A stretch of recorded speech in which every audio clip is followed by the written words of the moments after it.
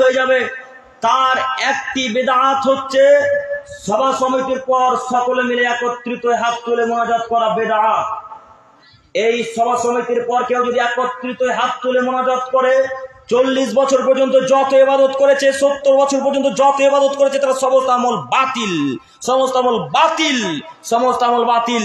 মনে রাখবেন মুরব্বী সাহেব, আপনাকে আমি অপমান করতে আসিনি। আমি আপনার ছেলের মতো, আপনি আমার আব্বুর মতো, আমি আমার আব্বুর মতো আপনাকে সম্মান করি। কেন, এটা কি হয়েছে? আপনি যেটা সেটা বললেন। কোনটা? আপনি সমবেত দোয়া করলে কি হয়? বেদাত। বেদাত কি? বেদাত কি? বেদাত মানে কি বলেন? বলেন বেদাত মানে কি? বেদাত মানে নতুন তো নতুন কি?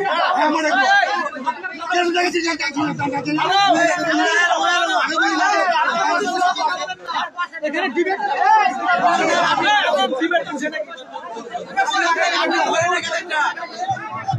আপনি করতে বলেন না, আপনি বলেন আমরা